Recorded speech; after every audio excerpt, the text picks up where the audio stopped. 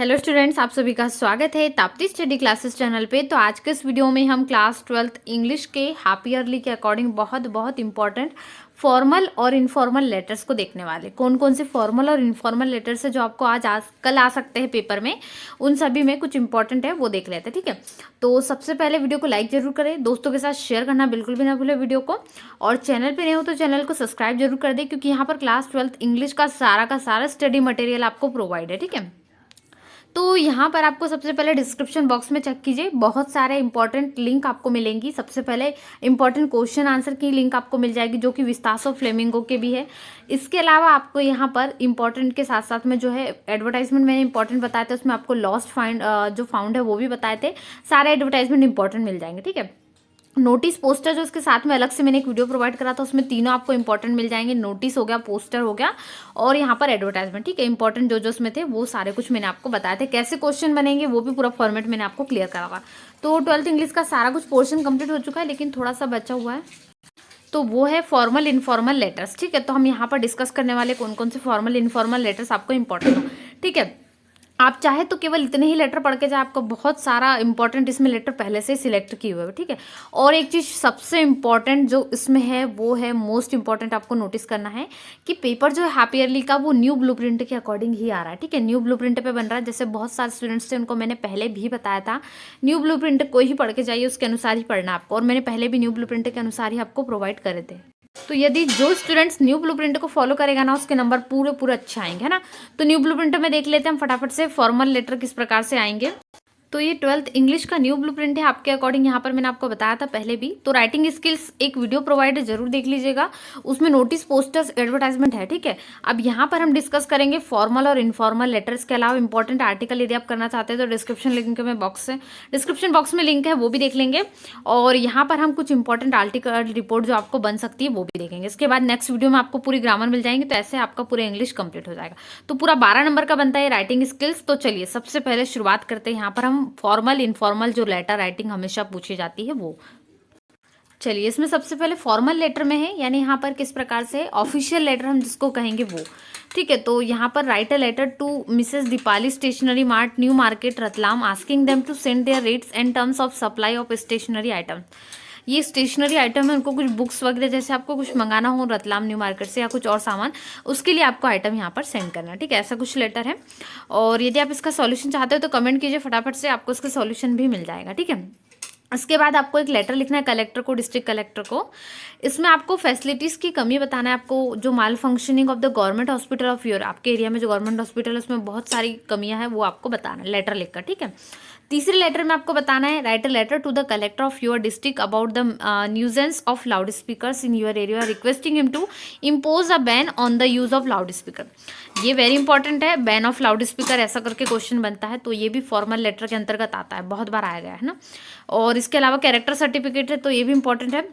वैसे character certificate maximum time पूछा गया, इसलिए ये भी प्रिपेयर करके जरूर जाए। ठीक है, तो क्या है, वैसे एप्लीकेशन है write an application to the principal of your school requesting him to issue a character certificate, इसके लिए भी कई बार बनता है, तो ये भी आप ट्राई कर सकते हो। इसके बाद बढ़ते आगे, यू आर मोहन, आपका नाम मोहन है, आप class 12th government higher secondary school Dewas के स्टूडेंट हो। आपको एक एप्लीकेशन लिखना है प्रिंसिपल को रिक्वेस्ट करते हुए, स्कूल लिविंग सर्टिफिकेट या ट्रांसफर लिविंग या कैरेक्टर सर्टिफिकेट, कुछ इसी प्रकार के बन सकते हैं।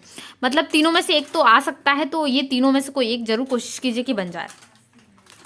इसके बाद है you are Aditi Pal residing 853 Vikas Nagar Ujjain, write a letter to the postmaster complain against the postman of your area. ये वैसे हिंदी में बनती है, जैसे पोस्ट मास्टर होता है उसको वो कई बार डाकिया होता है, मतलब पत्र बराबर समय पे नहीं देता, ये अनियमितता के चलते, तो ये बनता है, तो ये उतना इंपॉर्टेंट नहीं है। बट कैरेक्टर सर्टिफिकेट हो गया, ट्रांसफर सर्टिफिकेट, ये ज़्यादा इंपॉर्टेंट है। इसके अलावा एक डिस्ट्रिक्ट कलेक्टर को बैन लाउड स्पीकर पे बैन के लिए, ये भी इंपॉर्टेंट है। तो इनमें से कुछ कर लीजिए जो आपको अच्छे से याद हो जाए, या फिर आपके पास आंसर ना हो तो बिल्कुल टेंशन ना ले, कमेंट जरूर कीजिएगा, आपको आंसर्स के प्रोवाइड हो जाएगा। ठीक है, इनफॉर्मल लेटर की ओर बढ़ते हैं। इसमें है write a letter to your brother. अब इनफॉर्मल को पहले समझ लेते हैं।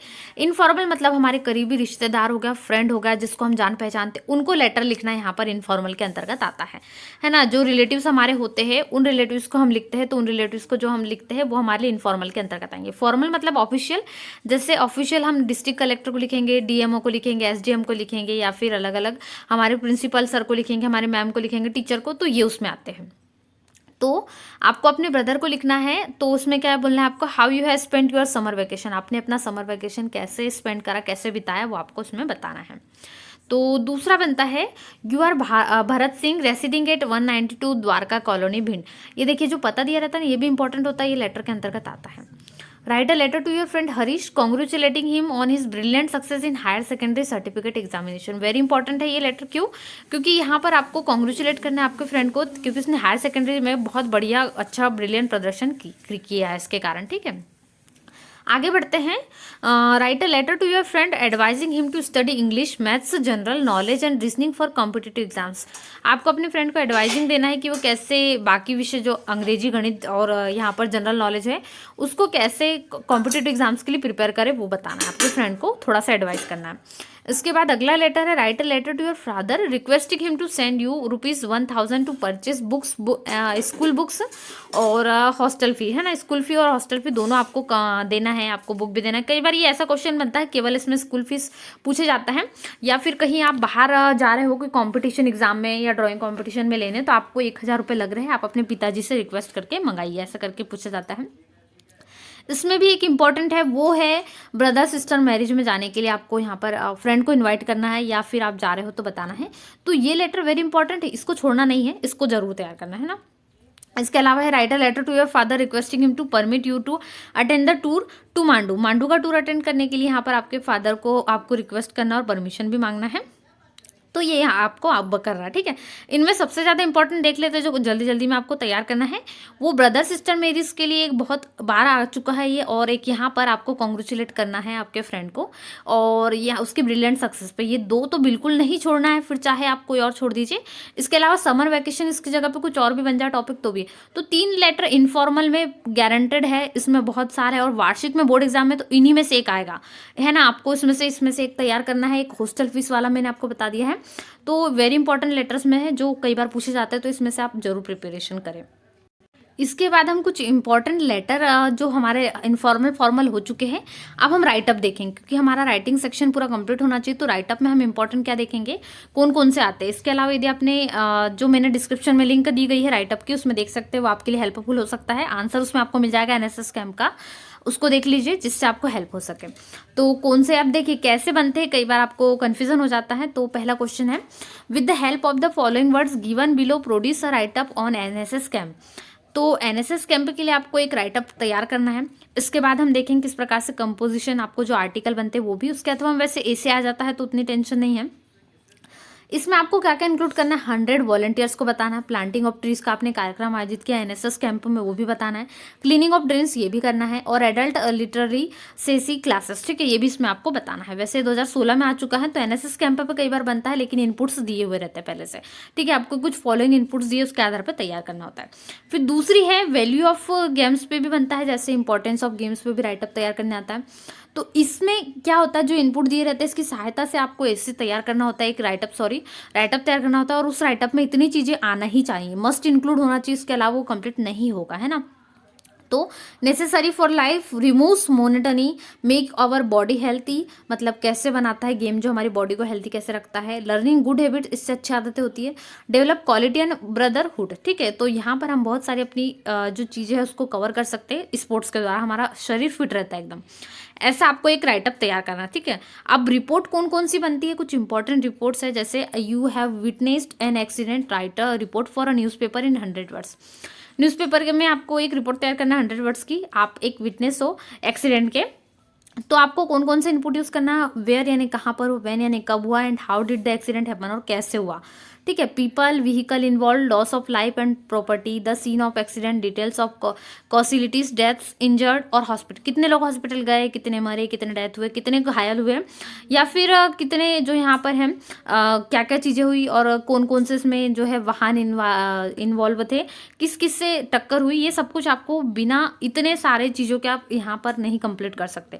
तो इतना सब कुछ लेकर ही आपको क्या करना है, एक रिपोर्ट तैयार करना है। तो ये भी प्रोवाइड है, डिस्क्रिप्शन बॉक्स में इसके आंसर दिए गए, जरूर देख लीजिए। इसके बाद एक इम्पॉर्टेंट है, क्योंकि जो राइटिंग स्किल का जो आपका पार्ट होता है सेक्शन बी, उसमें आपको हमेशा क्या आता है, एडवर्टाइजमेंट, नोटिस, पोस्टर, आर्टिकल आता है। इसके अलावा रिपोर्ट आता है, जो मैंने आपको अभी ब्लूप्रिंट में बताया, बिल्कुल वो तो पूरा 12 मार्क का होता है वैसे वो।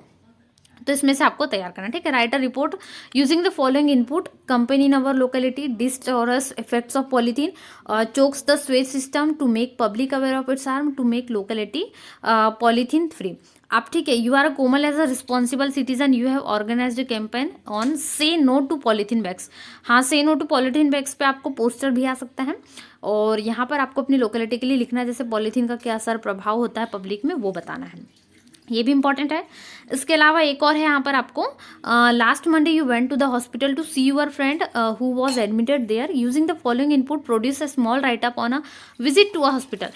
हॉस्पिटल की यात्रा आप गए हो आपके फ्रेंड को देखने, तो वो आपको डिस्क्राइब करना है उसके बारे में। रजिस्ट्रेशन काउंटर पर आप गए, वहाँ क्या हुआ।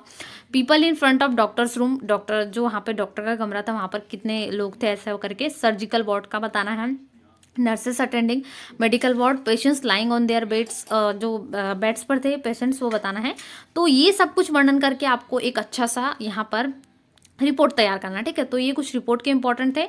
फॉर्मल इनफॉर्मल भी देख लिया अब हमने, हम आर्टिकल के देख लेते हैं अब। तो यहाँ पर कंपोजिशन से कुछ है, जैसे यहाँ पर आपको right an article on man, computer and mobile. वैसे कंपोजिशन का टॉपिक हर बार यूनिक होता है, एक जैसे टॉपिक रिवाइज नहीं होते हैं।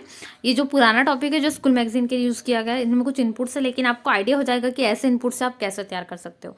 So many technical devices, computer a great invention, stores large data, a reliable device, mobile a basic necessity, wonderful various purpose, internet a home of knowledge. देखिए, याद रखिए, कभी ऐसे टॉपिक आया और आपने कुछ प्रिपेयर करके नहीं गए हो, लेकिन आपने वंडर ऑफ साइंस या कंप्यूटर के बारे में थोड़ा सा नॉलेज और मोबाइल के बारे में, तो आप इन टॉपिक को कवर कर सकते हो। उतना दिक्कत वाली बात नहीं है, क्योंकि आपको छोड़ के तो आना नहीं है, आपको तैयार करके जाना। वैसे इसके अथवा में हमेशा ऐसे आते हैं, जैसे यहाँ पर कुछ इंपॉर्टेंट ऐसे के टॉपिक भी दिए गए हैं, जैसे साइंस अ ब्लेसिंग और a curse, the problem of unemployment, value of games और स्पोर्ट्स। वैल्यू ऑफ गेम्स और स्पोर्ट्स हमेशा रिपीटेड है टॉपिक और बहुत बार आ चुका है। इसके अलावा पॉल्यूशन प्रॉब्लम भी इंपॉर्टेंट है, और कोविड-19 तो वर्तमान का फेवरेट टॉपिक है और one of the most topic में से एक है जो आता है, ठीक है। तो ये इतने इंपॉर्टेंट चीज़ आज हमने देखी। हमने यहाँ पर आर्टिकल कंपोजिशन में जो बनते हैं वो, और नोटिस, पोस्टर, एडवर्टाइजमेंट में से कोई भी एक टॉपिक अच्छे से क्लियर करके जाइए। जहाँ तक हो एडवर्टाइजमेंट जरूर कर ले, या फिर पोस्टर आप अच्छे से बनाना जानते हो जो स्टूडेंट्स, तो पोस्टर को तैयार करें जिनकी ड्राइंग बहुत अच्छी हो, ठीक है। नंबर उस पर पूरे पूरे मिलते हैं सब इस पर अगर अच्छे से बनाए गए तो। फिर इसके बाद में हमने लेटर में देख लिया, यहाँ पर फॉर्मल में या इनफॉर्मल में से एक आता है, तो कोई भी एक फॉर्मल में कर लीजिए या इनफॉर्मल में कर लीजिए, ठीक है। तो ये तैयार हो जाएंगे। इसके अलावा यहाँ पर मैंने आपको राइटअप भी बता दिए, तो राइटअप और रिपोर्ट इनमें से कोई भी एक तैयार कर सकते हो, है ना। तो दोनों तैयार हो जाएगी, रिपोर्ट और राइटअप। तो ये पूरा राइटिंग स्किल्स आपका खत्म हो जाएगा, जो यहाँ पर सेक्शन बी में मैंने आपको बताया। तो इसके नेक्स्ट वीडियो में आपको 12th इंग्लिश की बहुत इंपॉर्टेंट ग्रामर के क्वेश्चंस मिलेंगे। जल्दी से वीडियो को लाइक कर दीजिए, चैनल पे नए हो चैनल को सब्सक्राइब करना बिल्कुल ना भूलें, अपने दोस्तों के साथ जरूर से शेयर कर दीजिए जिससे उनकी भी हेल्प हो सके। तो मिलते हैं नए वीडियो में। Thanks for watching.